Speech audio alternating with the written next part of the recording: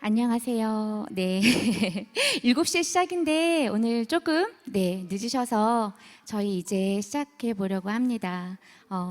이렇게 서로들 담소 나누시는 모습을 보니까 오늘 금요일 오후잖아요. 한 주간 끝인데도 마치 월요일 아침 같은 이 생기 넘침을 볼 수 있어서 너무 좋습니다.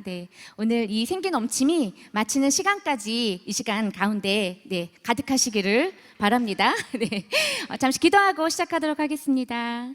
사랑해 주님 감사합니다. 오늘도 저희들을 불러주셔서 감사합니다. 주님 이 시간 우리 입술을 열어 주님을 찬양하길 원합니다. 우리의 찬양 가운데 임재하여 주시고 우리의 찬양을 기뻐 받아 주시옵소서. 시작하는 시간이 오니 마치는 시간까지 주님 함께 하시고 홀로 영광 받으시옵소서. 예수님의 이름으로 기도드립니다. 아멘. 지난주까지는 우리 이승곤 집사님께서 찬양을 인도하셨는데 이번에는 제가 바톤을 이어받아서 찬양을 해보려고 합니다. 분위기가 사뭇 다를 거예요. 왜냐하면 저는 아이들 찬양 사역을 하는 사람이기 때문에 아주 아동틱하게 찬양을 인도할 수 있어요. 그래서 감안하시고 오늘 조금은 어린 시절의 모습으로 돌아가셔서 즐겁게 찬양하면 어떨까 싶습니다. 그래서 첫 찬양은 서로를 우리가 축복하고 반갑게 인사를 했으면 하는 마음으로 블레싱, 축복성을 준비했습니다. 우리 함께 찬양해 보도록 할게요. 아실까요? 박수 쳐주시겠어요? 이 시간 이곳에 모인 우리 모두가 당신을 축복하죠. 당신은 하나님이 선택한 가장 귀한 사람. 다시 처음부터요. 이 시간 이곳에 모인 우리 모두가 당신을 축복하죠. 당신은 하나님이 선택한 가장 귀한 다시 처음부터 해볼까요? 이 시간 이곳에 모인 우리 모두가 당신을 축복하죠. 당신은 하나님이 선택한 가장 귀한 사람. 당신을 통해 기대하니 주님이 이뤄주시리. 당신을 위해 기도하네. 축복의 통로 되기를.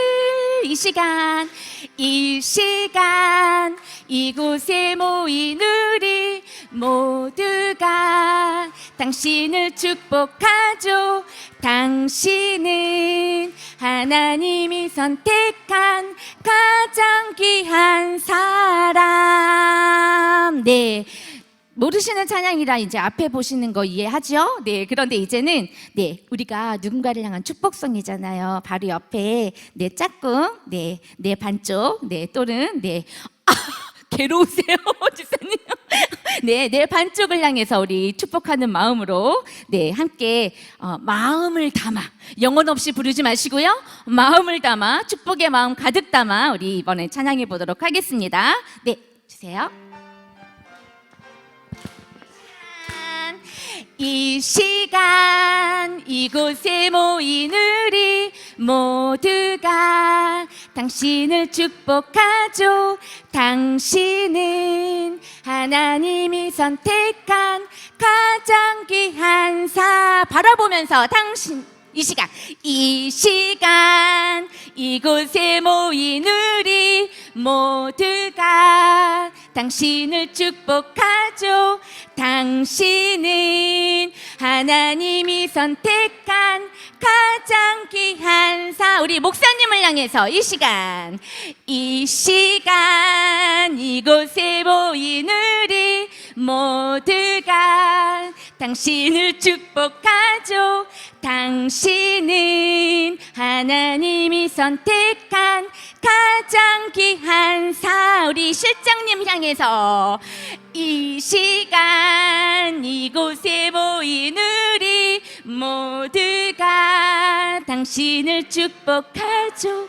당신은 하나님이 선택한 가장 가장 귀한 사람 당신을 통해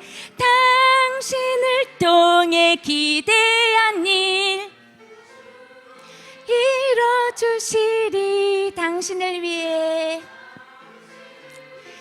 기도 안에 축복의 통로의 길을 이 시간 이곳에 모인 우리 모두가 당신을 축복하죠.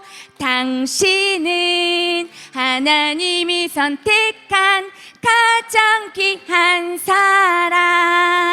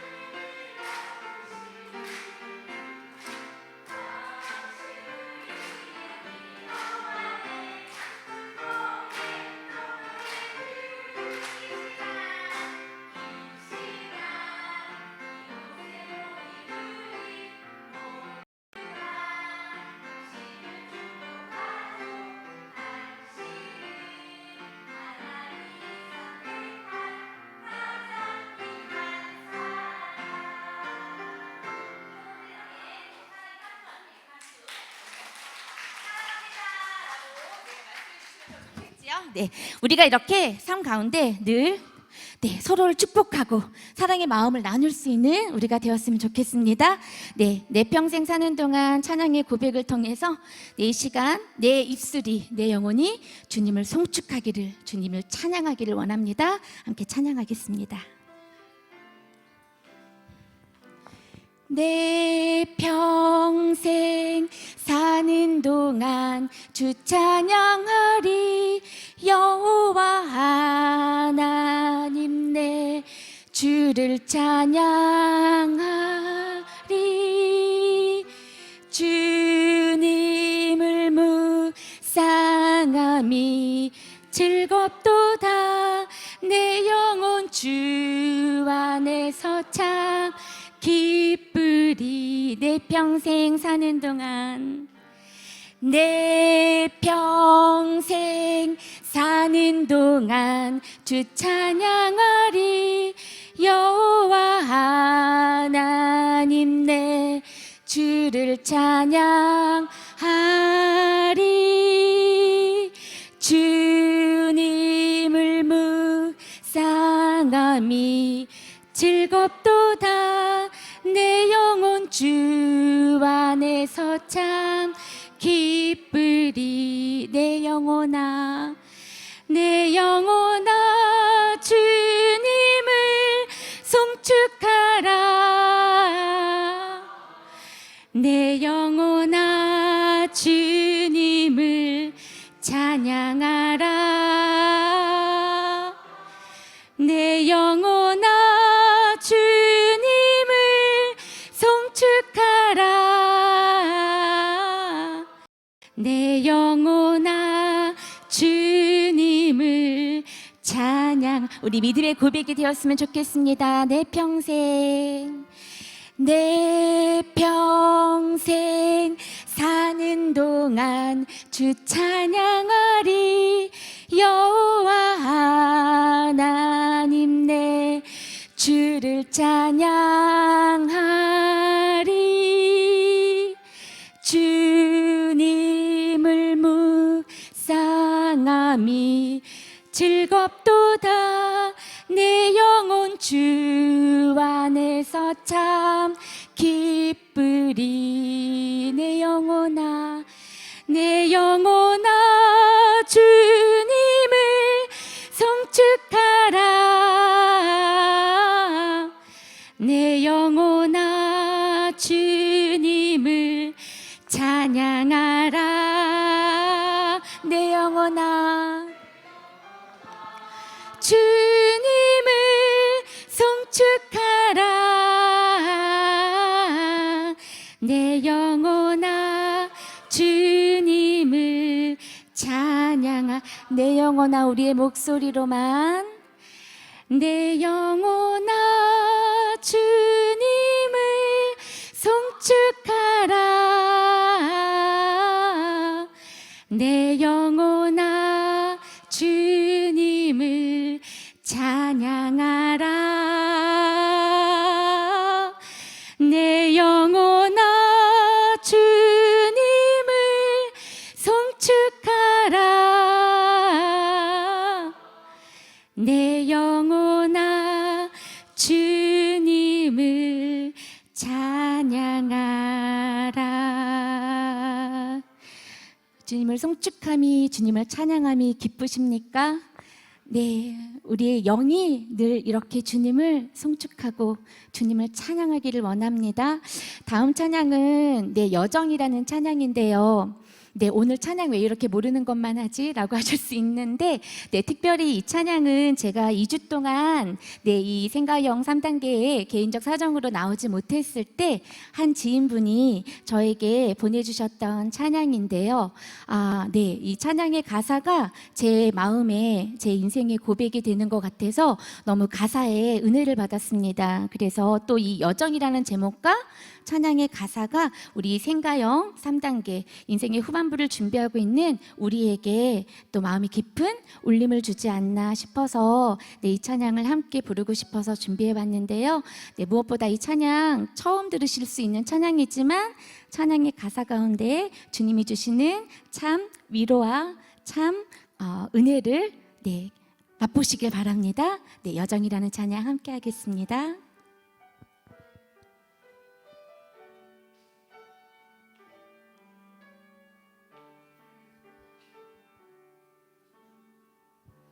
나의 눈가에 주름이 지고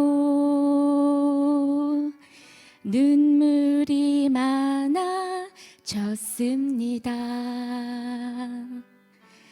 잠시 눈 감고 뜬 것 같은데 어느새 여기 있습니다. 가슴 아픈 날도 많았었고 기쁜 날도 있었습니다. 짧은 여정을 뒤돌아보니 하나님의 은혜입니다. 지금까지 나의 여정은 모두 하나님의 은혜라. 지금까지 나의 모든 여정 인도하셨네.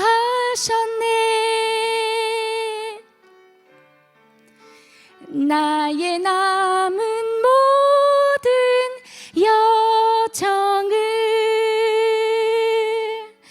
모두 하나님께 맡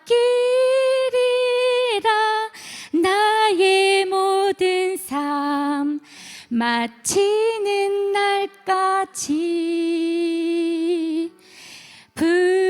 붙드시리. 다시 한번 처음부터 고백해 볼까요?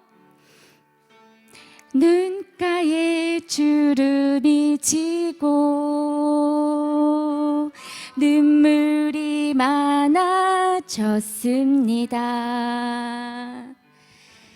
잠시 눈 감고 뜬 것 같은데 어느새 여기 있습니다.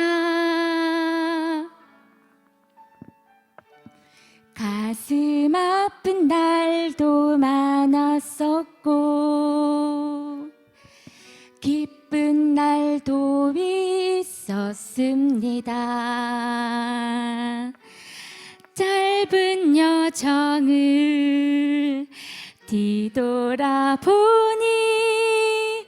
하나님의 은혜입니다. 지금까지 나의 여정은 모두 하나님의 은혜라. 지금까지 나의 모든 여정 인도하셨네. 나의 남은 모든 여정을 모두 하나님께 맡기리라. 나의 모든 삶 마치는 날까지 붙드시리. 찬양의 고백대로 남은 인생의 모든 여정을 주님께 맡기시는 우리 모두가 되기를 축복합니다. 네.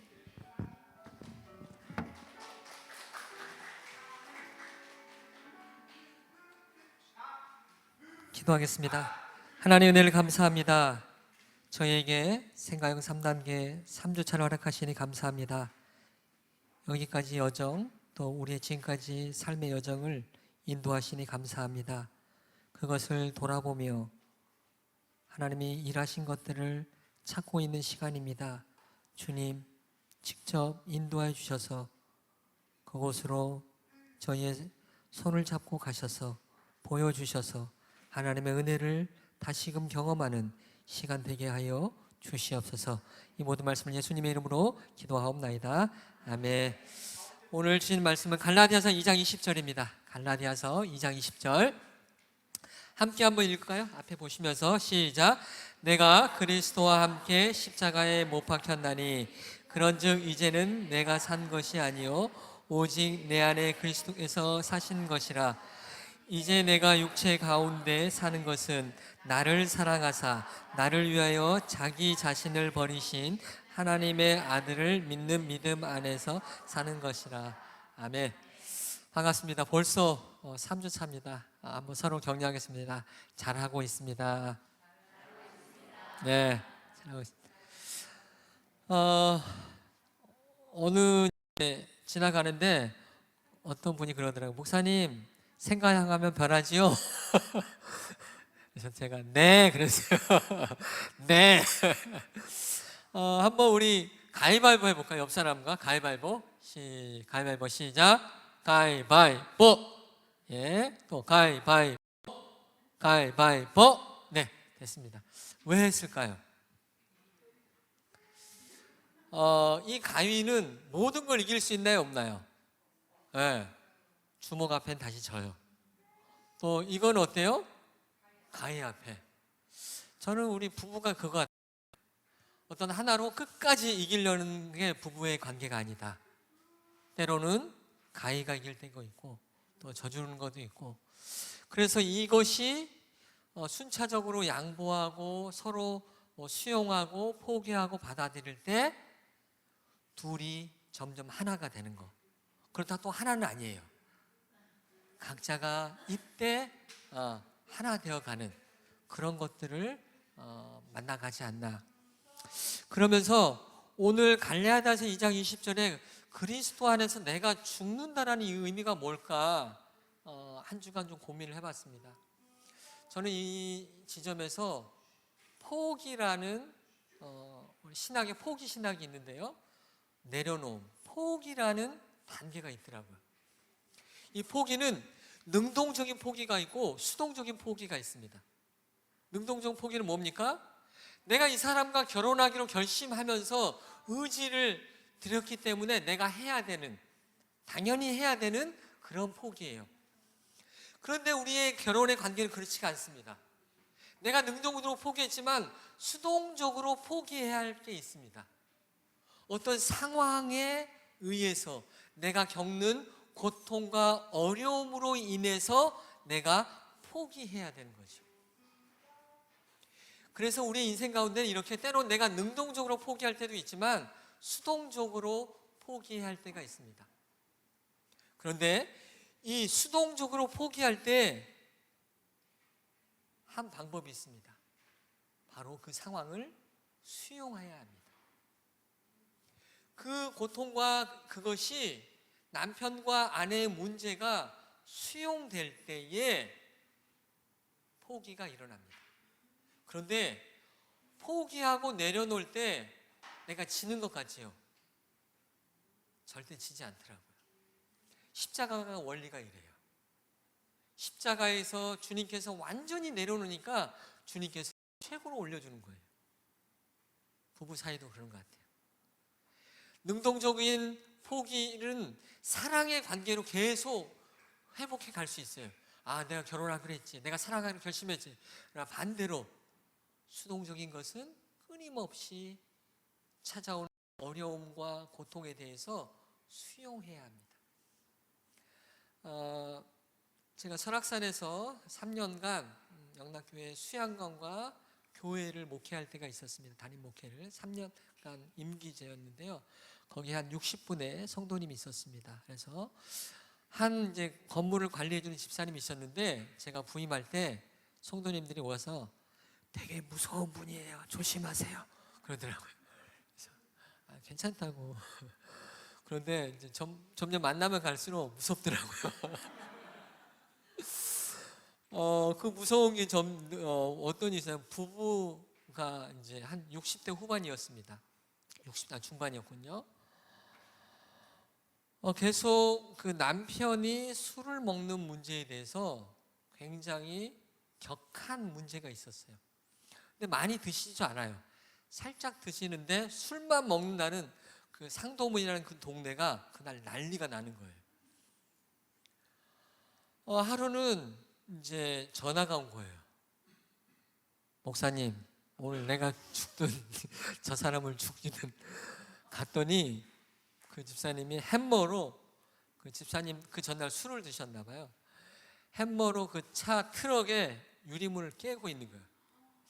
그런 상황에 제가 갔어요. 저도 맞아줄까 봐 다 깰 때까지 기다렸어요. 저는 개인적으로 이제 그 남편에 대해서, 그 술의 문제에 대해서 어떻게 판단했냐면, 이 아내가 너무 세니까. 근데 이 남편은 너무나 왜소하고 그런 면이 있었어요. 그래서 이 아내를 공격하고 싶은데 차마 공격 못하고 술이라는 이것을 통해 소극적으로 아내를 공격하고 있구나라고 판단하고 그렇게 기도하면서 지도를 해왔습니다. 이번에 이제 지난주에 결혼식이 있어서 잠깐 방문했는데 성도들이 그 얘기를 했다고 그러더라고요. 내가 그 깨부실 때 우리 목사님 불러서 둘 다 죽일 뻔했다고.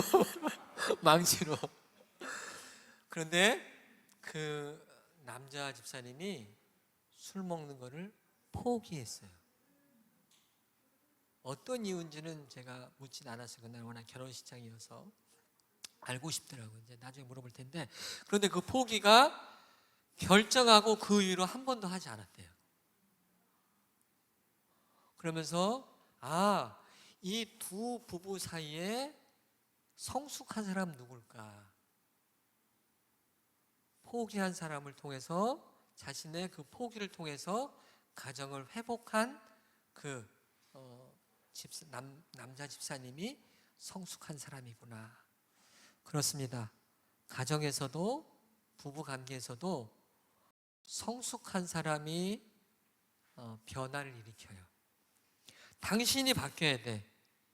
그 얘기는 뭐냐면 변화한 당신이 저 성숙한 사람이니까 당신이 잘해줘 이런 의미예요. 근데 우리는 그 의미를 잘 모르고 이렇게 얘기하는 거죠. 오늘 갈라디아 2장 20절은 우리 그리스도인이 갖는 엄청난 파워예요. 내가 갖고 있는 문제를 포기하고 내려놓고 그 고통과 어려움을 수용했을 때에 하나님이 주시는 놀라운 은혜가 있는 줄 믿습니다. 지난주 우리 이상희 선생님 강의를 듣고 어떤 분의 이야기를 들었어요. 작은 거 하나를 실천하고 있대요. 변화가 있대요. 여러분 많은 것이 있더라도 하나만 갖고 해보세요. 그러면 여러분 안에 있던 것들이 다 연결되어서 놀라운 변화가 일어날 줄 믿습니다. 저는 확신합니다. 지금 이 시간 하나님께서 여러분을 보고 계십니다. 옆에 신경 쓰지 마십시오. 우리 권사님 나눠줬잖아요. 남편의 이야기. 놀라운 변화가 있는 줄 믿습니다. 나중에 간증할 거예요. 엄청나죠? 네, 나중에 시간 드릴게요. 옆에 신경 쓰지 말고 두 분이 혹 내 자신이 하나님 앞에 포기하고 내려놓을 게 있는 무엇인가? 그럼 하나님은 놀라게 변화시킬 줄 믿습니다. 오늘도 기대합니다. 우리 이상희 선생님 통해서 놀라운 하나님의 메시지가 일어날 줄 믿습니다. 기도하겠습니다. 하나님 은혜를 감사합니다. 살다 보면 어떤 한 가지를 포기 못해서 관계가 영원히 회복되지 않는 것을 봅니다.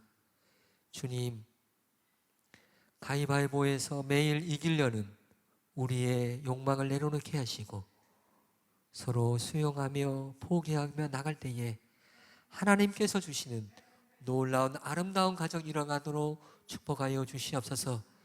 특별히 이상일 시장님 보내주셔서 오늘 또 귀한 말씀을 전해줍니다. 이 지혜들이 잘 우리 마음판에 부부 사이에 또 우리 자신에게 심어지게 하여 주시옵소서. 이 모든 말씀 예수님의 이름으로 기도하옵나이다. 아멘.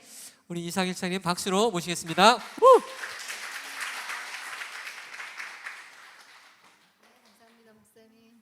네, 오늘 말씀 정말 좋습니다. 맞죠? 네. 그래서 저희 남편은 사실은 이런 세상에 초등학문이 필요 없다고 생각하는 사람입니다. 그래서 그럼 어떻게 그러면 그 감정을 십자가에 못 박고 하나님께 올려드리면 되지? 이렇게 얘기하는데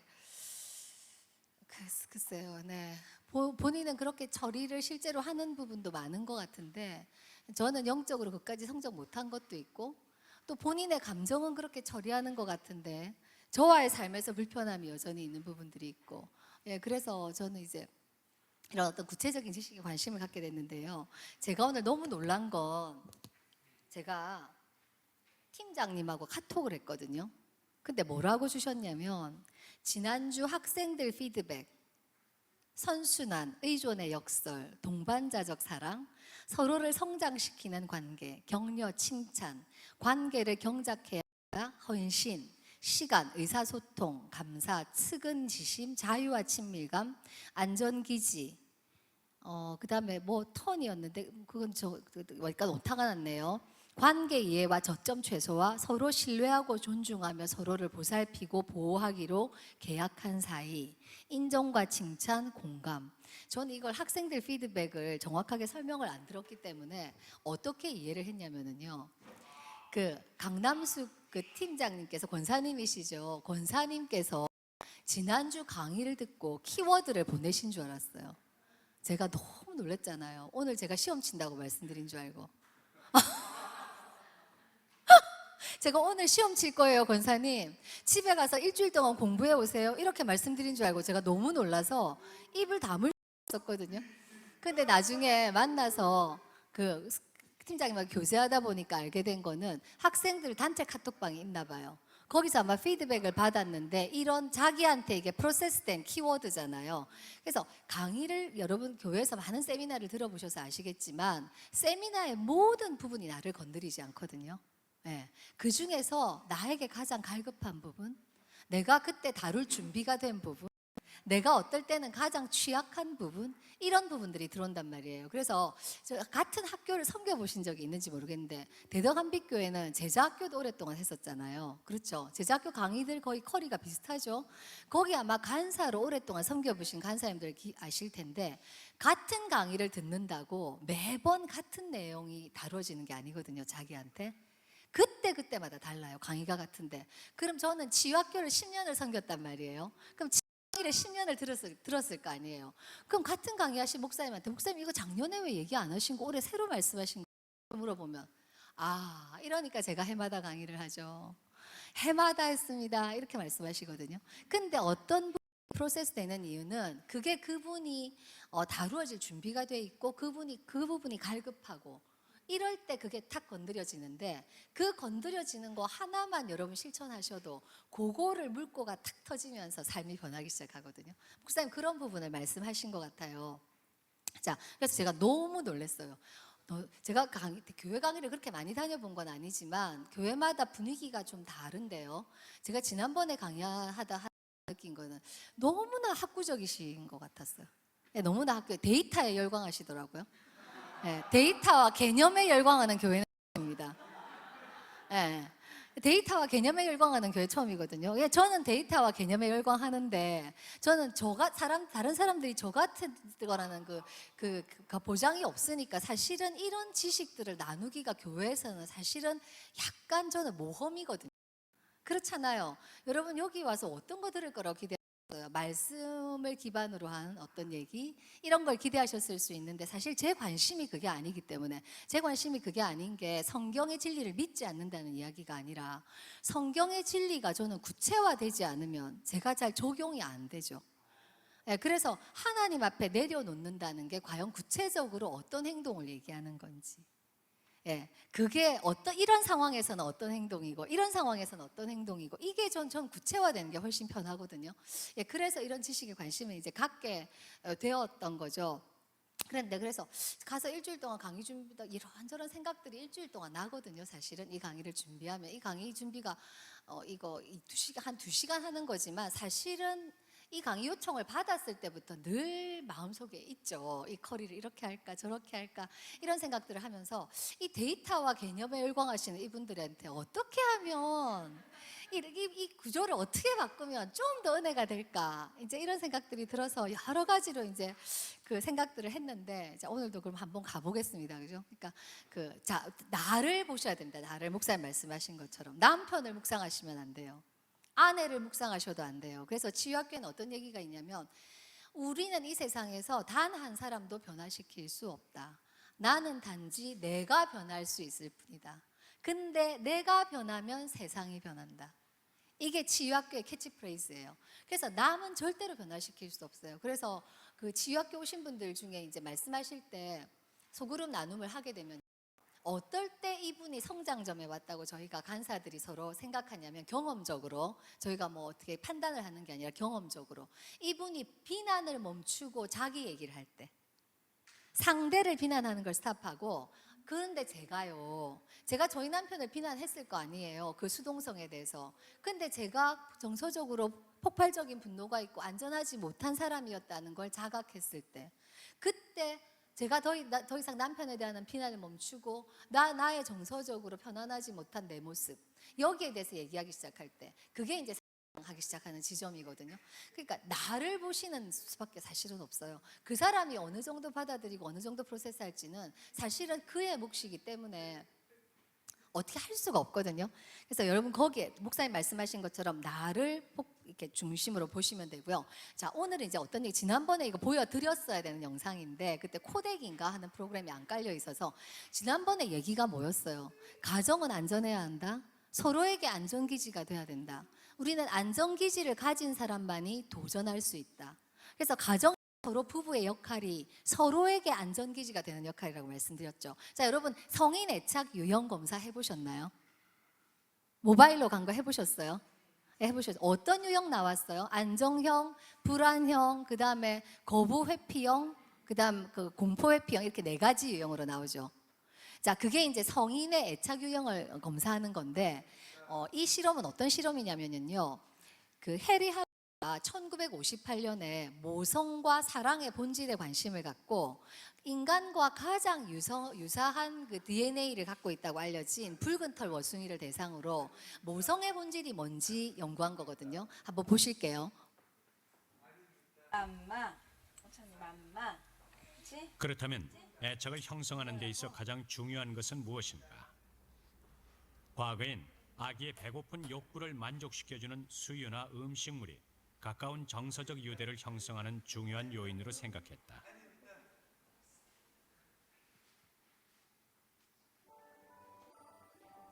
그런데 접촉 연구의 아버지로 불리는 할로우 박사는 접촉이 중요한 애착 형성 요인임을 증명했다. 할로우는 몇 가지 독창적인 실험을 했는데 아기 원숭이에게 자기 양부모를 스스로 택하게 했다. 하나는 먹이를 주는 햇살로 된 원숭이, 다른 하나는 먹이를 주지 않는 천으로 된 원숭이였다. 이 천 조각은 먹이는 주지 않지만 편안함과 사랑을 준다.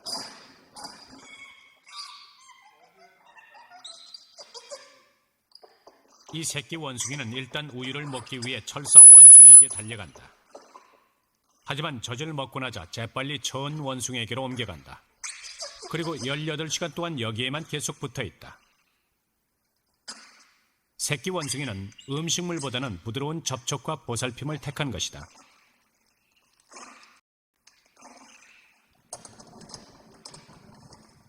그렇다면 무서운 상황에서는 새끼 원숭이는 어디로 갈까? 천 원숭이에게 달려갔다. 사람도 마찬가지다. 무서울 때 자기를 만져주고 안정시켜줄 엄마에게 찾아갔다. 애착은 먹이보다 사랑과 위안이 더 크게 영향을 끼친다는 것을 보여준다. 먹여만 주고 위생적으로 깨끗하게 해주고 아기가 생존하겠지 그렇게 잘못 생각하던 때가 있었습니다. 근데 그렇게 해서 자라는 애들이 대부분 그 병에 걸린다든지 제대로 정상적인 발육을 못하고 혹은 정박아가 된다든지 그래서 정상적인 발육을 못했습니다. 그래서 아이 어머니가 해주는 게 그냥 애를 먹여주고 깨끗하게 해주고 뭐 이런 게인 것보다는 훨씬 더 해주는구나. 우리가 쉽게 얘기하면 이제 정서적인 반응, 감정적인 반응, 뭐 사랑의 관계 이렇게 얘기를 하는데 1940년대 스피츠 박사는 시설기관의 아이들을 관찰하다가 아주 놀라운 사실을 발견했다. 엄마를 잃고 4개월 이상 시설기관에서 자라는 아이들의 비혼아였다. 9개월 된 이 아기는 머리를 흔들고 이상한 손 움직임을 보였다.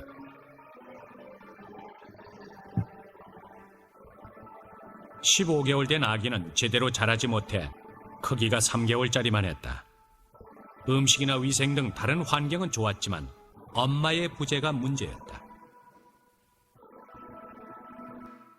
자, 여기까지죠. 저 해리 할로우는요, 실제로 본인이 엄마와의 관계가 별로였다고 해요. 그래서 할로우는 굉장히 나중에 우울증으로 자살했다고 알려져 있거든요. 그리고 저 실험뿐 아니라 어떤 실험을 했냐면 그때는 윤리강령이 이렇게 갖추어져 있지 않을 때라 원숭이 천으로 된 엄마 있죠. 천으로 된 엄마한테 바늘을 꽂아두기도 했대요. 바늘을 꽂아뒀는데 그 원숭이가 어디 갔을까요? 그 원숭이한테 바늘이 꽂혀 있는데도 피를 흘리면서 거기에 매달려 있었대요. 아기 원숭이가. 그래서 인간에게 이 접촉 위안은 거의 본능에 가까운 거라는 거죠. 그래서 모성의 본질은 이 접촉 위안에서 있는 거다. 이런 어떤 최초의 연구가 되면서 굉장히 그 당시에는 아주 파격적이었다고 해요. 그랬는데 자, 이걸 제가 여러분이 지금 다 자라서 할머니가 되시는 상황인데 왜 여러분 우리 같이 보고 있을까요? 자, 우리한테는 안전기지가 필요한데 엄마와 애착이 잘 형성돼 있다가 결혼하면 누구에게 우리는 저런 안전기지를 제공받아야 되는 걸까요? 서로에게. 서로에게. 남편에게 내가 저런 천원숭이 같은 느낌 줄 수 있어야 되는 거죠. 아내에게 내가 저런 천원숭이 같은 느낌 줄 수 있어야 되는 거죠. 그래서 무섭고 힘들 때 저기 여러 가지 실험들이 있는데 보면 막 앞에 큰 이런 그 장난감으로 된 거미 같은 거를 이렇게 보내면 원숭이가 막 가서 그 천원숭이한테 매달려 있거든요. 그리고 먹는 시간 외에는 그 천원숭이한테만 계속 매달려 있어요. 어떤 사진들 보면 다리를 뻗어가지고 얘가 꾀가 생겨가지고 다리를 뻗어서 그 천원숭이한테 뒷다리는 두고 몸만 기울여가지고 우유를 먹는 그 장면을 찍은 것도 있거든요. 자, 그렇다면 우리한테는 이 안전한 곳에 대한 어떤 욕구, 이거는 굉장히 본능적인데 그것이 집에서 채워지지 않으면 삶이 기본적으로 정서적으로 굉장히 힘든 거죠. 그 안전기지가 우리 서로에게 돼야 되는 거잖아요. 그래서 지난 시간에 말씀드린 것처럼 남편들이 와서 이구동성으로 하는 가장 힘든 것이 아내들의 부드럽지 않은 말투, 폭발적인 분노. 네. 아내들은 남편이 답답하다. 뭘 꼭 해야 하냐? 알아서 좀 해주면 안 되냐? 얘기해도 얘기 안 된다. 하지 않는다. 이런 얘기 한다고 말씀드렸죠. 네, 그렇게 말씀드렸는데 그런데 존 가트만의 연구를 보면 존 가트만은 그 생리 지표를 다 쓰거든요. 그래서 피부 전기 반응이라거나 이런 어떤 생리적인 지표들을 쓰는데 그 피부 생리 지표들을 분석해 보면 실제로 남편들이 비난받는 상황에서 아내들보다 훨씬 더 많은 스트레스를 받고 있다고 해요. 말을 안 하고 있더라도 견디고 있는 거죠. 훨씬 더 많은 스트레스를 받는다고요. 그래서 존 가트만 거기서 그 부부 치료에서 가장 중요하게 생각하는 건 비난을 멈추는 거예요. 왜? 그래야 안전하니까. 비난을 멈춰. Stop the blame. 비난을 멈춰라. 그게 1단계다. 여자들의 높은 목소리로 시작되는 싸움은 결국은 관계를 파국으로 몰고 간다. 예. 그래서 저희 남편이 지난주에 일주일 내내 교회 갔다고 말씀드렸죠. 제가 왜 갔다고 말씀드렸어요? 집보다 안전해서. 집보다 안전해서 갔을 거라고 말씀드렸잖아요. 저 나중에 그걸 알았죠. 아, 우리 남편한테 집은 안전한 곳이 아니었겠구나. 그리고 남편은 수동적이고 굉장히 조용한 사람이기 때문에 나하고 맞서서 싸우지도 않았겠구나. 목사님 말씀하셨던 그 알코올리즘 남편. 저희 남편 아마 교회를 다니지 않았다면 알코올리즘이었을 수 있죠. 굉장히 알코올리즘 있는 분들은 대부분 조용하고 굉장히 수동적이에요. 술 먹지 않으면 자기 얘기를 잘 하지 않는. 그 취약성을 갖고 있기 때문에 술에 의존하게 되는 경우 대부분이거든요. 그랬겠구나 하는 걸 나중에 알았고, 그래서 저는 남편과의 관계에서 제가 안전한 사람이 되기 위해서, 남편은 원래 안전한 사람이었고요. 예, 안전한 사람이 되는데 굉장히 많은 에너지를 썼죠. 그러니까 제 분노를 조절했어야 되겠죠. 그래서 여러분이 각자 자기가 돌아볼 부분이 다 다르잖아요. 근데 서로에게 안전한 사람이 되는 건 정말 관계, 친밀감이 생기기 위한 전제 조건이죠. 예, 안전하지 않고 친밀해질 수 있겠어요? 절대로 친하고 싶지 않죠. 긴장되죠. 우리 아버지 1년에 5번 정도 폭발적인 분노 있었는데 저는 아버지가 웃어도 무서웠던 기억이 나거든요. 언제 화를 내실지 몰라서. 또 그날 화를 내실까 봐. 그래서 가족치유 마음치유 책에 보면 월급날마다 화를 내는 아빠와 평균 1년에 5번 화를 내는 아빠, 어느 아빠가 더 긴장을 일으키겠는지 질문이 있어요. 누가 더 긴장을 일으킬까요? 네, 후자. 왜 그럴까요? 언제 화를 낼지 모르니까. 평균은 낮지만 월급날만 조심하면 되잖아요. 월급날 화내는 아빠. 우리 아버지 25일이었거든요. 그럼 25일만 조심하면 됐었는데 그게 그렇지 않았단 말이에요. 그러니까 저는 남편한테 그런 존재였던 거죠. 언제 화를 낼지 모르는. 근데 교회 가보세요. 얼마나 안전하고 편안하고 따뜻해요. 네, 그러니까 월화수목금토일. 요새는 교회 잘 안 가더라고요.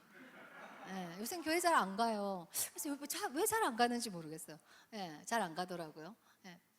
아마 제가 안전하거나 저희가 더 깊은 친밀감 안으로 들어와서 교회에서 채워야 됐던 그 친밀감이 채워지거나. 근데 저희 남편하고 이런 얘기를 할 수가 없는 게 저희 남편은 말씀드렸죠.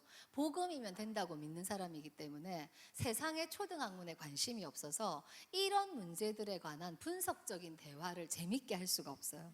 예. 그래서 이런 얘기들을 잘 깊게 할 수는 없지만 그렇지만 제가 저희 관계를 보면 제가 안전하고 깊은 친밀감 안으로 들어가면서 남편이 더 안정적으로 부부관계 안으로 들어오게 된 거죠. 본인이 해석하든 못하든. 예, 그거는 제 관점에서 보는 거죠. 자, 그러면 지난 시간에 안전기지가 되려면 어떻게 해야 되는가 얘기 말씀드렸잖아요. 근데 자, 이거는 이제 그 다음 안전기지가 되기 위한 원칙, 이거는 오카다다라고 일본의 정신과 의사고 애착 모델로 정신적인 어떤 증상들을 치료하는 그 분인데, 이분은 굉장히 강력하게 정신과 약물만으로 안 된다. 애착이 회복돼야 된다. 그래서 여러분 애착 중에서 여러분 해보시니까 안정애착 있죠. 안정애착 나온 분 있고 불안애착 나온 분 있고 그다음에 거부회피형, 공포회피형, 나중에 그게 뭔지는 말씀드릴 텐데, 자, 서로가 안정기지가 되려면 이거는 아이들한테도 적용돼요. 아이들한테도 안정기지가 되는 거 적용되거든요. 서로에게 안전한 사람이 돼야 된다. 상대방이 안도감을 느낄 수 있어야 되죠. 불안하거나 두렵다는 생각하지 않도록 돼야 되죠. 비난, 평가하지 말아야 되죠. 그래서 당신이 옳다. 그 문재인 대통령이 어느 비행기 타고 가다가 읽어서 유명해진 책이 정신과 의사 그 정혜신 박사가 쓴 당신이 옳다, 그 책에 보면 그게 있죠. 충조 평판을 하지 마라. 충고 좋은 비난 평가. 그럼 평가하고 그거는 조언은 언제 할 수 있냐? 물어볼 때. 물어볼 때 외에는 하지 말라. 그럼 뭐만 하라는 얘기를 할까요? 그 책 처음부터 끝까지 공감만 하라고 얘기해요. 공감의 힘에 대해서 계속 얘기하고 있거든요. 예. 그래서 힘들 때 안심하고 쉬면서 기대런덕이 돼야 된다. 그리고 말을 꺼내면 조용히 듣고, 그리고 두 번째도 마찬가지예요. 질책하지 않는다. 그래서 비난을 멈추는 거. 그래서 여러분이 이걸 듣고 비난만 멈추셔도, 비난의 표현, 너로 시작하는 표현이죠. 당신을 시작하는 표현으로 하는 비난만 멈추셔도 관계가 비난하고 있었다면 지금보다 더 안정되죠. 네. 저도 가능하면 이제 비난 안 하려고 하는데 며칠 전에 비난할 일이 또 하나 생겨가지고 음식물 쓰레기 처리기를 샀는데 그 처리기의 사용 규칙이 뭐냐면은 고춧가루는 씻어서 넣어야 된다. 그 다음에 큰 음식물은 잘라 넣어야 된다. 나중에 또 알게 된 규칙은 뭐냐면 미생물이 분해하는 거였어요. 그 미생물한테 단백질과 탄수화물도 제공해야 된다는 거였어요. 그래서 제가 그 매뉴얼을 알고 기절했겠죠. 우리나라가 대한민국인데 어떻게 고춧가루를 씻어서 넣을 수 있어? 그랬더니 남편이 비난하는 걸 어떻게 알아듣고 삐졌더라고요. 그래서 또 용서를 구하고, 왜냐하면 남편이 그 검사에서 샀으니까. 그래서 남편이 책임지고 미생물을 키우고 있는 중이죠. 날마다 들여다보면서. 그래서 제가 어떻게 생각했냐면 저건 분명히 남자가 만들었고 남자들이 사겠구나, 이렇게 생각했어요. 예, 그런 남자들이 만들었으니까 팔겠죠. 예, 그다음에 세 번째는 원하면 응답하라. 그래서 자, 굉장히 안정애착이 형성되는 세 가지 조건이 뭐냐면은요, 긍정적 태도, 그 대상에 대한 역동적인 상호작용, 그 다음에 민감한 반응, 이 세 가지거든요. 이건 교재에 프린팅되어 있지 않죠. 그러면 상대방에게 굉장히 민감하게 반응하는 거, 이런 거죠. 다가가는 대화, 존 가트만이 말하는. 자, 저희 남편이 TV를 보고 있어요, 거실에서. 그러면 저는 그 식탁에서 뭐 제가 해야 될 걸 하고 있어요. 그렇더라도 저는 제가 정말 바쁠 때가 아니면 남편이 하는 그 반응에 귀를 기울이고 있거든요. 여자들은 멀티태스킹이 되잖아요. 귀를 기울이고 있다가 남편이 저 봐, 저 뉴스에서 저렇게 얘기하네, 이러면 그래? 그렇구나, 이런 거 얘기하는 거예요. 예. 원하면 빨리빨리 대응해 주는 거, 즉각적인 반응으로 늘 당사자가 나한테 좀 관심을 갖고 있다, 이런 느낌을 갖도록 하는 거죠. 아이한테도 마찬가지죠. 그 다음에 네 번째는 상대방이 원하는 반응을 보이는 거죠. 이건 대부분 공감이에요. 조언이나 평가는 듣고 싶다고 얘기하기 전에는 얘기 안 하시는 게 훨씬 안전해요. 그래서 남편은 저한테 조언이나 평가나 이런 걸 하려면 저한테 꼭 물어봐요. 내가 얘기해도 돼? 이렇게. 그럼 얘기해봐, 이러면 얘기하고, 저도 남편한테 내가 거기서 한마디 얘기해도 돼? 이러면 얘기해봐. 그러면 뭐라고 해요? 그러면 받아들이지만 원하지 않는데 조언하거나 평가하는 것은 절대로 도움이 안 된다. 대부분 원하는 거는 공감이라는 거죠. 자, 그 다음 제가 이것만 넘기고 있었네요. 죄송해요. 자, 저기까지 넘어갔네요. 예. 그 다음 페이지는, 자, 말을 들을 때, 자, 여러분 리액션이 정말 중요하죠. 저는 리액션 잘할까요, 못할까요? 어떨 것 같으세요? 전 리액션 어떨 것 같으세요?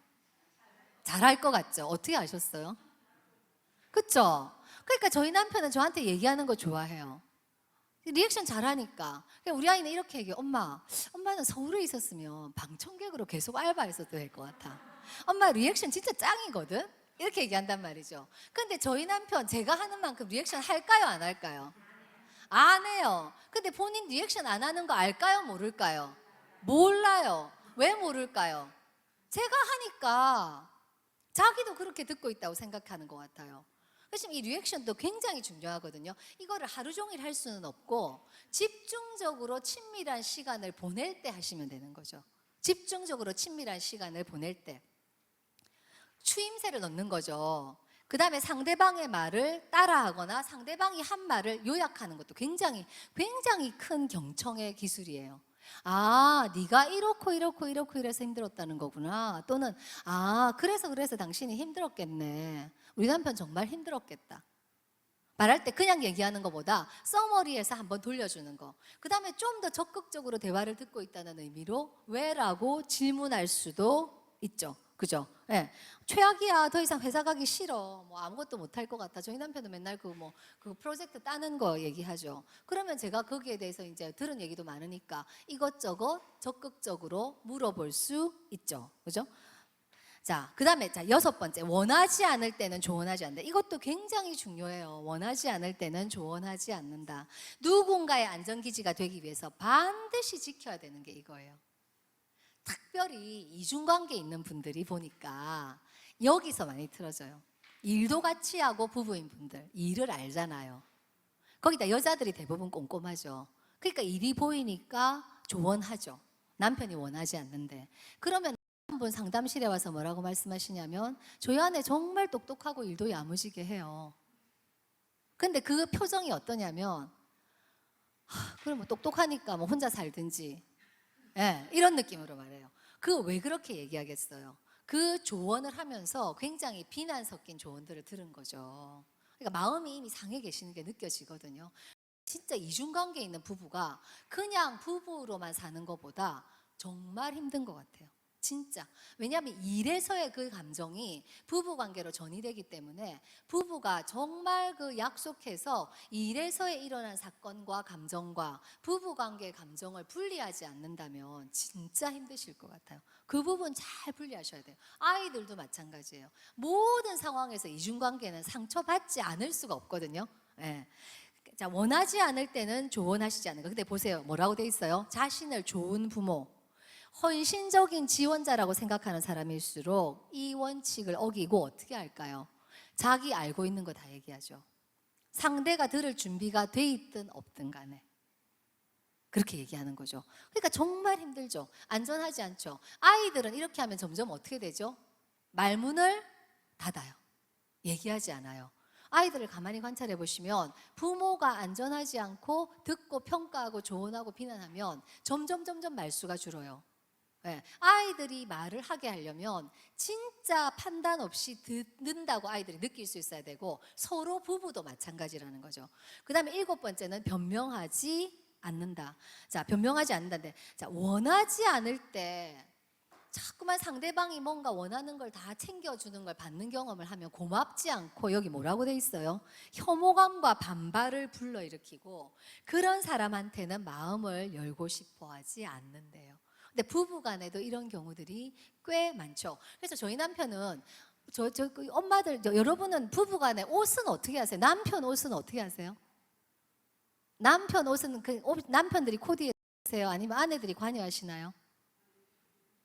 관여해. 어떤 엄마는 머리끝부터 발끝까지 코디해 놓는다는 엄마도 있고 그렇게도 하더라고요. 저는 그런 거 못 하거든요. 남편 취향 되게 독특하기 때문에 그 취향에 맞게 코디하기도 어렵고 남편 전혀 원하지 않아요. 그래서 제가 집에 와서 한번 살펴봤어요. 우리 남편이 혹시 내가 그런 걸 안 하는 데 대해서 돌보지 않는다고 느끼나 싶어서 그래서 관심을 가지고 이것저것 질문을 던져봤더니 굉장히 귀찮아하더라고요.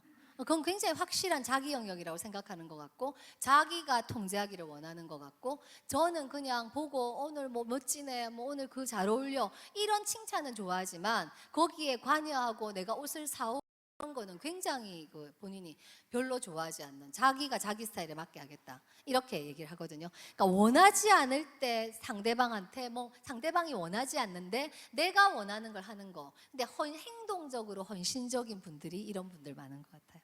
그러면 상대방이 싫어하면 이분들 어떻게 하죠? 서운해해요. 내가 애썼는데 몰라주니까. 그래서 이런 것 같아요. 이건 책에서 본 건 아니고요. 두 종류의 사람이 있는 것 같은데 이 부분에서 행동적으로 굉장히 헌신적인 분과 행동적으로 헌신적이지 않지만 정서적으로 편안하고 안전한 사람들이 있는 것 같아요. 둘 다 가진 분이 있는지는 잘 모르겠어요, 사실은. 그런데 이 정서적으로 좀 편안한 분들은 그 삶에서 당위성이 좀 적은 것 같아요. should 해야 된다고 생각하는 일들. 근데 행동적으로 헌신적인 분들은 이 should가 굉장히 많거든요. 강박적이죠, 어떤 부분에서. 그러면 해야 되는 일이 많은 사람이 마음이 편할까요, 안 편할까요? 안 편하죠. 그러니까 정서적으로는 편안하지 않죠. 그러니까 해주고 짜증낼 거잖아요. 근데 정서적으로 편하고 should가, 저희 남편 항상 이거 못하면 어떡하지? 뭐 어쩌고 저쩌고 이렇게 얘기하면 저희 남편 뭐라고 할까요? 안 하면 되지. 안 하면 그 다음에는 그러면 그냥 그대로 받아들이면 되지. 저는 그 말을 들으면 기가 막히거든요. 어떨 때는 기가 막히시는 분 또 계시나 보다. 자, 그래서 이 사실은 부부가 그룹을 하면 재밌거든요. 왜냐하면 자기 아내 고통은 몰라도 다른 아내가 힘들어하는 것도 들어요. 부부 소그룹 해보면요, 여러분, 아내가 아무리 얘기해도 프로세스 안 되던 게 어떤 아내가 굉장히 힘들게 그 얘기하면 그거는 깊이 들어요. 남편도 마찬가지예요. 그게 소그룹의 역동이거든요. 소그룹의 역동. 그래서 한 집엔 대부분 비슷하게 이 조합이 이루어져서 살고 있기 때문에 안 하면 안 되면 되지. 그럼 그 다음에는 가야 되면 우리 남편 한때 열방대학 가고 싶어 했어요. 하와이 코나. 우리 아이 고등학교 때. 맨날 다 팔아치우고 열방대학 가세요. 제가 얼마나 진짜 안드로메다를 왔다 갔다 하는 사람하고 사는지 아시겠죠? 전 안드로메다에 가본 적은 없지만 정말 우리 남편이 무슨 얘기하면 전 요새 이렇게 해요. 또 안드로메다로 가는 중이야? 이렇게 얘기해요. 하와이 코나에 가세요. 다 팔아치우고 하나님의 은혜가 있고 막 임재가 있고 거기서 몇 년 살재요. 그래서 그럼 동훈이는? 동훈이의 삶은 하나님이 인도하시지. 맞겠지. ISTJ인 저는 그 삶에 동의할 수가 없는 거예요. 그 삶이 틀려서가 아니고 진리에 기반하지 않아서가 아니라 진리더라도 그런 삶의 패턴에 동의할 수가 없는 거예요. 저는 기질상. 근데 저를 ISTJ로 만든 것도 하나님이잖아요. 저희 남편을 INFP로 만든 것도 하나님이시니 자기 기질이 존중되면 제 기질도 존중되어야 되는 게 맞잖아요. 그래서 코나 안 갔죠. 그래서 코나 안 갔죠. 갈 수 없죠. 제가 동의되지 않는데 어떻게 가겠어요. 퇴직하면 코나 간다는 얘기 안 하나 몰라요. 요새는 또 신학교 간다는 말도 있고 하여튼 뭐 어디를 가든지 하나님이 알아서 하실 것이고 뭐 가는 데 많아요. 저희 송기철 장로님 그 헤븐리 터치도 얼마나 오랫동안 갔는지 아세요? 송기철 장로님 아시죠? 온누리 송기철 장로님 그 헤븐리 터치 거기 무슨 스쿨이 있어가지고 거기를 또 얼마나 오랫동안 갔는지 뭐 몇 주 한 6주 동안 스트레이트로 갔나요? 가가지고 어떨 때는 또 감기 걸려가지고 하여튼 INFP하고 사는 거 쉽지 않습니다. ISTJ가. 저희 남편이 어떠해서가 아니라 둘이 그만큼 다른 거죠. 자, 그 다음에 여덟 번째는 불필요한 조언을 하는 대신 가만히 들어준다. 그래서 사실은 스카펙 박사의 아직도 가야 할 길, 제가 그 책을 또 강의 준비한다고 이렇게 저렇게 뒤졌겠죠. 뒤지다가 또 너무 은혜 받아가지고 제가 정말 스카펙 박사가 살아계시는지 돌아가셨는지도 아직 잘 모르겠지만 이 스카펙 박사를 생전에 만나서 이 영어 강의라도 한 판 들었어야 됐다. 통역 강의라도 한 판 들었어야 됐다. 야, 이런 분이구나 이런 생각이 들었는데 그래서 제가 너무 은혜 받아서 그 페이지를 카피해 온 게 있거든요. 나중에 여러분한테 그 페이지를 한번 읽어드려보세요. 사랑에 대한 이야기인데요. 자, 거기 뭐라고 돼 있냐면 듣는 것만으로도 사람들은 회복된다. 듣는 것만으로도. 자기 내담자 중에는 어떤 이슈를 잘 잡을 수도 없고 상담 목표를 정확하게 정하지도 않았고 오리야 길이야 하는데 그냥 스카펙 박사가 잘 경청하면서 들어줬대요. 공감하면서. 근데 그냥 좋아진 사람들이 4분의 1 정도 된대요. 경험적으로. 그러니까 이 듣는 거는 누구나 할 수 있잖아요. 누구나 할 수 있거든요. 그래서 상담자 효과를 검증한 연구들을 보면요, 초보 상담자가 굉장히 그 고급 기술을 배운 상담자와 같은 상담 효과를 낸다고 결과가 나와 있어요. 그 연구자는 그 연구 결과가 잘못됐는 줄 알고 또 해봤대요. 너무 놀라서 결과를 보고. 인지 치료를 하는데 스텝을 빠져먹어도 상관이 없는 거예요. 인지행동 치료하는데. 그러고 초보 상담자가 같은 결과를 내는 거예요. 그래서 보니까 상담자 변인이 가장 큰 변인인 거예요. 전체 변량을 설명하는 데 있어서. 그래서 그 연구자가 상담자 효과가 가장 크다. 근데 그 상담자 효과가 뭐냐면 스카펙 박사의 책을 보면 이렇게 돼 있어요. 진짜 단언하고 있더라고요. 저는 그분이 단언하고 있어서 좀 놀랐는데, 상담자가 내담자를 사랑한다면 상담자가 초보자여도 그는 회복된다. 근데 아무리 노련한 상담자도 내담자를 사랑하지 않는다면 내담자는 회복되지 않는다고 돼 있어요. 캔비가 그럴 것이다가 아니라 그럴 가능성이 있다가 아니라 단언한다고요. 자, 이건 무슨 얘기예요? 우리는 서로 잘 들어주기만 해도 그 자체가 굉장히 치유적이라는 이야기예요. 그거를 하기 제일 좋은 대상이 누구예요? 부부잖아요. 부부잖아요. 그래서 우리가 지금 인생의 후반기를 지금 경작하러 오셨잖아요. 그죠? 서로 좋은 경청자가 돼서 상대방의 고통을 들어주고, 이제 우리의 삶에 얼마나 고통들이 있겠어요. 노화로 인한 고통도 있고, 또 그 노화로 인한 상실감도 있고, 뭐 여러 가지 고통들이 있겠죠. 그 시간들을 우리가 함께 잘 동반자적 사랑 안에서 잘 들어주고 잘 얘기하고 하는 그것만으로도 우리는 충분히 치유적인데, 자, 그런데 의견을 묻지 않는데 마음대로 분석하고 평가해서 함부로 조언하고 대신 문제를 해결해 주는 사람들도 있더라는 거예요. 자, 그런 사람은 두 부류인데, 하나는 충동성이 강하고 감정 제어를 잘 못해서 생각나는 대로 다 말해야 돼요. 무조건 꾸짖거나 화내고 극단적으로 대응하기도 하고, 또는 자기 성공에 굉장히 자부심이 있는 분들. 자, 상담실에 근무하면서 보면 가장 상처가 많은 내담자는 자수성가한 아빠를 둔 내담자예요. 자수성가한 아빠가 굉장히 이렇게 부드럽고 수동적인 아내와 결혼했고, 그 수동적인 아내를 닮은 굉장히 수동적인 아들. 근데 자수성가한 아빠 어떤 사람이겠어요? 굉장히 적극적이고 뚝심 있고 주도적이고 이런 분이죠. 그 아빠 입장에서는 이 아들이 반눈에도 안 차는 거예요. 그럴 때 그 아이들이 완전히 망가져 있는 것들을 보게 되거든요. 자수성가한 사람 어떤 사람이에요? 삶에 실패가 없었잖아요. 작은 실패는 있었지만 큰 실패가 없었잖아요. 그러니까 내가 하는 대로 말하면 되는 거예요.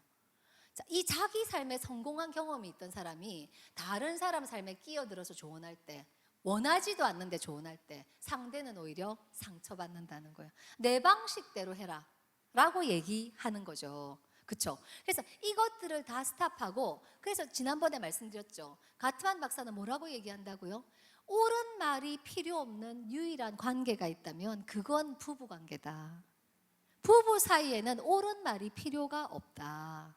다만 함께 곁에 있어 주기만 하면 된다. 어떻게 해서? 정서적으로 그 사람 편이 돼서. 그래서 제가 남편한테 너무 부족하다는 걸 알았어요. 저는 사실이 중요한 사람이잖아요. T.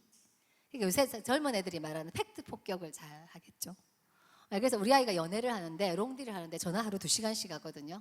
우리 아이 전화 1시간 10시 해서 여자친구가 하는데, 우리 아이도 저를 닮았으니까 팩트 폭격을 날렸대요. 팩트를 막 말했대. 그랬더니 그 여친이 이렇게 말했대요. 이미 가족에 대해서 얘기를 했나 봐요. 동훈아, 너희 아빠가 얘기하는 것처럼 좀 얘기해주면 안 돼? 이렇게 얘기했대요. 그래서 동훈아, 엄마가 그렇게 얘기한다고 말했어? 그랬더니 우리 아이가 아니 엄마, 내가 부모를 그렇게 말할 리가 있어? 이렇게 말은 했지만 그렇게 말을 했길래 그런 얘기가 나왔겠죠, 그죠? 자, 그래서 제가 남편한테 가장 힘들게 했던 부분이, 내가 옳은 말을 많이 했겠구나. 그리고 옆에 가만히 있는 거를 못 했겠구나. 한편이 돼서 있어주는 거. 남편은 누구보다 그것이 필요하고 거기에 삶의 우선순위를 두는. 그러고 보니까 남편은 늘 저의 편이 돼서 제 옆에 있었더라고요. 다만 봉사는 안 하는 거지, 사랑의 언어에서. 움직이지 않고 있는 거지. 근데 저는 사랑의 언어가 하필 봉사인 거죠. 그러니까 사랑받는다고 느끼기가 굉장히 어렵죠. 그래서 저희 남편은 정물인 줄 알았다고 말씀드렸잖아요. 지난 시간에 말씀 안 드렸어요. 남편은 동물이 아니라 정물 같아요. 집에 있으면 안 움직이니까. 리클라이너 소파 위에 올라가서, 예, 소파 위에 올라가서 화장실 갈 때가 아니면 거의 안 내려와요. 예, 안 내려오고 저는 앞핀으로 거기 꽂아 놓은 줄 알았어요. 예, 안 내려오거든요. 그러니까 굉장히 에너지가, 행동적인 에너지는 낮은. 그러니까 정서적으로는 굉장히 편하고 마음도 넓고 관대하고, 그렇지만 삶을 살아나가는 데는 너무나 많은 것들을 우리가 처리해야 들이 있잖아요. 그 부분에서는 불편감이 있는, 그것 때문에 저는 그것 때문에 비난하게 되고 뭐 이런 것들이 있었다는 걸 알게 된 거죠. 자, 그 다음 얘기는 이제 뭐냐면, 자, 우리가 부부간의 차이가 진짜 많이 일어나는데 이걸 다 할 수는 없고요. 남편과 아내 애착 유형이 다른 것도 차이를, 그 관계 어려움을 갖고 와요. 자, 여러분 중에서 거부 회피형 있으세요? 거부 회피형. 뭐 거부 회피형 있으세요? 네, 거부 회피형. 안정형은 얼마나 있으세요? 안정형. 네, 안정형이시네요. 그러시네요. 예. 그러면 불안형은요? 불안형. 예, 불안형. 그다음에 공포 회피형은요? 공포 회피형이라는 분류도 있죠. 맞아요. 예, 그게 유형론의 한계예요. 그래서 여러분이 그냥 참고로 삼으셔야 되는데, 지금 남편과의 관계에서 애착을 알아보시려면 남편을 대상이라고 생각하면서 해보시는 거 중요하죠. 그냥 일반적인 사회적 관계가 아니라 남편을 그 대상이라고 생각할 때 내가 어떤지. 예, 이 애착 유형이 왜 영향을 주느냐면은요. 자, 애착 유형 영향을 주는 이유가 뭐냐면, 이 안정형이라는 거는 어떤 그 다음에 일단 넘기면서 해볼게요. 앞에 돌아오더라도 애착이 아이가 부모나 특별한 사회적인 뭔가 형성하는 친밀한 정서적 유대잖아요. 그러면 이 안정 애착이 형성된다고 하는 거는 뭐냐면, 이 세상에 대한 신뢰감이 생겨 있다는 뜻이거든요. 그 다음에 내가 상대방하고 어떤 관계를 함에 있어서 내가 이렇게 반응하면 상대는 이렇게 반응할 거야 라는 관계에 대한 암묵적 지식을 갖고 있게 되는데, 이 안정형들은 굉장히 좋은 관계 속에 있어 본 경험이 있는 거예요. 엄마하고 만 3세까지. 그래서 이 안정형들은 사람에 대한 기본적인 신뢰가 있고 정서적인 자원도 많은 사람이다, 이렇게 돼 있거든요. 자, 볼게요. 안정애착. 생애 초기에 부모가 아이의 신호에 민감하고 따뜻하게 반응했다. 그 다음에 아이는 부모를 신뢰할 수 있다. 그러니까 나는 사랑받는 존재라는 높은 자존감을 가지겠죠. 왜? 애착의 3가지 요소가 뭐라고요? 긍정적인 태도, 역동적 상호작용, 민감한 반응. 그럼 안정애착이 형성된 사람은 어떻게 했을까요? 부모가, 엄마가 굉장히 안전한 대상이 되면서 너무나 좋은 마음으로 그 아이를 늘 바라보고, 그 다음에 굉장히 잘 놀아주거나 상호작용을 역동적으로 하거나 굉장히 그 아이의 요구에 민감하게 반응했을 가능성이 있죠. 그럴 때 안정애착이 형성된다고 되어 있거든요. 전체의 한 50% 정도라고 알려져 있죠. 그래서 정서적 자원이 풍부해서 타인과의 관계에서 수용적인 태도, 자신에 대한 믿음이 있기 때문에 도전의식과 인내심도 있고, 자, 자신의 고통도 표현할 수 있고요. 주변의 도움을 받아들이기도 한대요. 주변의 도움. 예. 그 다음에 다른 사람이 어려움을 처해 도움을 요청하면 적극적으로 도와준대요. 이게 안정형이에요. 그래서 제가 이 참고로 한 그들이 그렇게 연애하는 까닭이라는 정신과 의사가 쓴 책에 보면, 결혼하지 않은 사람이라면 안정형을 찾아라, 이렇게 돼 있어요. 안정형을 찾아라. 그리고 안정형을 어떻게 찾는지 이것도 나와 있어요. 근데 여러분한테 지금 그 강의는 의미가 없잖아요. 다 찾았잖아요. 지금 다시 찾으면 어떻게 해요? 안 되잖아요. 지금은 어떻게 서로 안전기지가 되는지가 관건이죠. 그래서 여러분한테 안전기지가 되는 방법에 대해서 말씀을 드리는 거예요. 그럼 이 얘기는 지금 왜 하냐, 다 지난 얘기를. 이거 왜 하겠어요, 이 바쁜 시간에. 자, 회피형 같은 경우는 보세요. 불안애착부터 볼게요. 자, 안정형은 보세요. 위에 뭐라고 써져 있어요? 네. 안정애착. I'm okay, you are okay죠. 자기 수용도 되고 타인 수용도 되는 사람이에요. 근데 불안형만 넘어가도 어떻게 되냐면요, 불안애착. I'm not okay, you are okay죠. 그러니까 이 사람은 어떻게 하겠어요? 다른 사람한테 붙겠죠. 집착하겠죠. 불안형이 어떻게 생겨나냐면 양육자의 비일관적인 태도. 어떨 때는 요구에 민감하게 반응하고 어떨 때 민감하게 반응 안 하고 자신의 기분에 따라 변화무쌍하게 반응하니까 아이는 부모 반응을 예측할 수 없죠. 그래서 사람들의 표정에 민감하고 그들의 인정을 받기 위해서 노력하기도 하고 그래서 상대방에게 굉장히 집착하고 관계를 불편하게 만들기도 한다.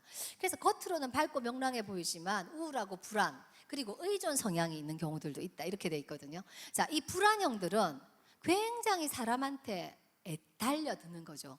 집착하고 카톡 빨리 안 오면 막 여러 가지 상상도 하고 그리고 사랑받으려고 굉장히 애쓰고 이제 이런 어떤 행동들을 보인다고 되어 있거든요. 자, 자기 감정을 과장되게 표현하기도 하고. 근데 회피 애착을 형성한 사람들은 I'm okay, you are not okay죠. 나는 괜찮은 사람인데 너는 괜찮은 사람이 아니야. 나는 수용하는데 너는 수용 못하겠어. 이런 입장을 갖고 있는 애착인데, 자, 회피형 부모들의 특성이 뭐냐면은요, 아이의 요구에 민감하게 반응하지 않아요. 그래서 아이는 아주 어렸을 때부터 뭘 습득하냐면 주 양육자의 존재가 나의 고통을 해결해 주지 않는다는 걸 습득해요. 그래서 여러분들한테 시간이 너무 짧아서 보여드리지 못하지만 이 유튜브에 나와 있는 요 회피 애착 실험을 보면요, 12개월 된 아이인데 그 애착 실험을 해요. 그럼 엄마가 그 방에 같이 있다가 떠나버리거든요. 그럼 다른 아이들은 울고 난리죠. 찾고 안정형도 찾고 불안형도 찾아요. 혼란형도 찾거든요. 근데 회피형 아이들은 어떻게 하냐면 겉으로는 아무렇지도 않게 막 돌아다녀요. 돌아다니면서 뭐 장난감 만지고 막 이렇게 해요. 근데 그 아이의 그 상피세포를 채취해가지고 코티졸 농도를 측정해 보면 거의 최고치의 코티졸이 분비되고 있대요. 걔는 정서적으로 굉장히 고통스럽지만 표현하지 않는 거예요. 그리고 엄마를 찾지도 않잖아요.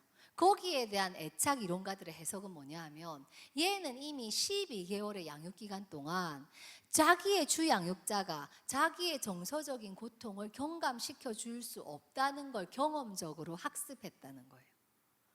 이 아이가 자라면 어떻게 되겠어요? 다른 사람이 자기 고통을 경감시켜 줄 거라는 기대가 있겠어요? 없겠어요? 없죠. 저는 회피형 애착이었던 것 같아요. 네. 지금 하면 저는 안정형이 나오거든요. 획득된 안정형이죠. 그래서 저는 사람을 믿는 데까지도 시간이 오래 걸렸고 남편이 안전한 대상이어서 좋긴 했지만 남편과 친밀감을 잘 형성할 때까지도 시간이 걸렸단 말이에요. 왜? 그게 뭔지 경험적으로 잘 모르니까. 남편 그 부분에서 굉장히 답답했을 거예요. 그래서 여러분의 파트너가 거부 회피형으로 나왔다면 그분은 사람이 나쁘거나 차가운 사람이거나 이게 아니라 어린 시절에 그 회피 애착이 형성되었기 때문에 친밀감이 무엇인지 이거를 경험적으로 알지 못하기 때문에 정서적으로 거리를 두는 게 훨씬 편안해서 그렇게 행동할 수 있어요. 네. 그 사람이 할 수 없는 거란 뜻이죠. 이걸 모를 때는 할 수 없는 거. 그래서 저도 혼자 다니는 게 정말 편했다고 말씀드렸잖아요. 혼자 있고 혼자 놀고 혼자 하고 혼자 밥 먹고 너무나 혼자. 그래서 이 회피형 애착에 대한 책은 많아요. 혼자가 편한 사람들. 뭐 일본 그 정신과 의사가 오카다 다카시 책이죠. 그것도 혼자가 편한 사람들. 그래서 그들이 그렇게 연애하는 까닭이라는 그 책에 보면 가능하면 회피형을 만나지 말아라 이렇게 돼 있어요. 왜? 애착을 형성할 때까지 굉장히 노력이 든다. 네, 우리 남편이 이거 모르고 있겠죠? 네. 가능하면 회피형을 만나지 말아라 이렇게 돼 있어요. 왜? 정서적으로 친밀해지는 데까지 그 과정이 정말 에너지가 많이 든다는 거예요. 그러면서 막 안정형은 이렇게 찾아라 저렇게 찾아라 돼 있거든요. 그러니까 여러분 자신이 거부 회피형이거나 여러분의 파트너가 거부 회피형이라면 이거는 애착이 그렇게 형성되어 있기 때문에 갖고 있는 내 경험치의 한계를 인정하고 그 이상 내가 안정형이 되고 누구와 친밀감 안으로 들어가기 위해서는 노력이 필요해요. 지금까지 안 하던 패턴들이 필요해요. 그래서 이 지식을 여러분하고 나누는 거예요. 지금 여러분 나이가 거의 60이 되신 분들도 계시잖아요. 그런데 지금 만 3세 이전의 얘기를 여기서 왜 하겠어요? 이 성인 애착 연구를 지금 하는 사람들의 얘기를 들어보면 이 애착은 한번 형성되면 70에서 75%가 쭉 지속돼요. 20에서 25%가 중간에 바뀌는데 그 바뀌는 이유는 연애 경험일 것이라고 추정해요. 저 같은 경우는 회피형이었는데 남편이 안정형이었던 것 같고, 남편이 안정형이었기 때문에 제가 뭐 스타벅스 따라 안 가겠다고 하거나 세븐일레븐 따라오지 말라고 하거나, 커피 살 때 지난주에 말씀드렸죠. 하거나 간에 스타벅스 같이 가자고 하고 세븐일레븐 같이 가자고 하고 하는 그 많은 시도들, 친밀감 안으로 저를 끌어들이는 그 시도들 덕분에 저는 지금은 획득된 안정형이 되어서 남편과 친밀감을 경험할 수 있게 된 거죠. 네. 그래서 여러분이 서로 안정형이 아니잖아요, 많은 경우에. 그러면 서로에게 안정기지가 되려는 노력, 서로 친밀감 안으로 들어가려는 노력, 이런 노력들을 지속적으로 반복적으로 하셔야 돼요. 네. 그래야지 서로 안정기지가 되고 안전한 사람이 될 수 있죠. 네. 자, 혼란의 착은 그렇게 뭐 퍼센티지가 한 20% 된다고 알려져 있는데, 이 혼란의 착이 이제 가장 힘들죠. 말하자면 쉬어야 되죠, 팀장님. 혼란의 착이 가장 힘든데, 이건 왜 힘드냐면 I'm not okay, you are not okay잖아요. 그래서 여기 써져 있는 대로 뭔가 학대가 꼭 있었다고 단정할 수 있지만, 회피형이나 불안형 애착을 형성한 사람, 또 안정 애착을 형성한 사람보다는 주 양육자가 그 아이를 기를 때 훨씬 더 일관성 없게 반응했을 뿐 아니라 방치를 넘어서 신체적인 체벌이나 정서적인 폭력이나 이런 걸로 아이가 폭력적인 경험을 했을 가능성이 있다. 예, 그러니까 가추정이죠, 그죠? 그러니까 너무 상처받지 마시고, 만약에 이렇게 나왔다면 그렇더라도 나는 노력으로 안정기지가 될 수 있고, 상대방이 내 안정기지가 되면 획득된 안정형이 될 수 있는 거예요. 우리의 포커스는 거기에 있죠. 예, 간식 타임이네요, 그렇죠?